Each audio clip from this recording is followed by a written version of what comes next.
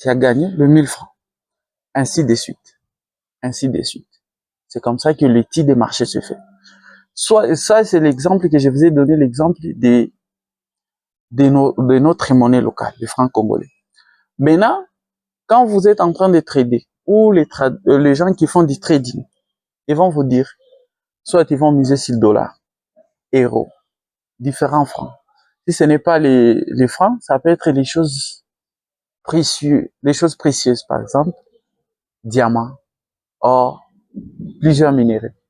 Aujourd'hui, par exemple, sur le marché mondial, on peut vous dire que non. Par exemple, je ne sais pas, parce que je n'ai pas vraiment d'idée en matière d'or.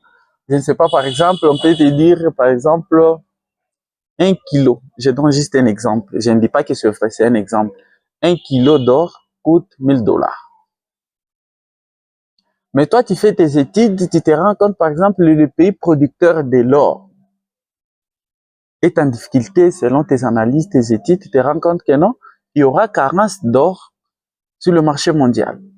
Donc, par exemple, les 1 kilo d'or qui s'est discuté à 1000 $ va quitter de 1000 $ par exemple à 2000 $ parce que les pays producteurs d'or, selon tes analyses, tu as précisé ou tu t'es rendu compte que non, aura du mal à fournir le marché mondial.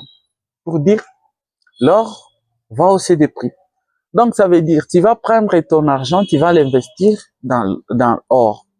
Tu vas acheter quand l'or est encore à 1 kilo, 1000 $, tu achètes autant que tu veux. Selon votre capacité, tu peux acheter. Maintenant, au bout de 2 jours, ou une journée, ou des heures, ça veut dire, quand il y aura carence, l'or va hausser. Le prix de l'or va hausser. Quand le prix de l'or va hausser, par exemple, ça doit être à 2000. 1 kilo d'or qui était à 1000 $, maintenant, c'est disqué à 2000. Ça veut dire, quand tu avais acheté 1 kilo à 1000 $ et tu le revends à 2000, tu vois que tu as gagné.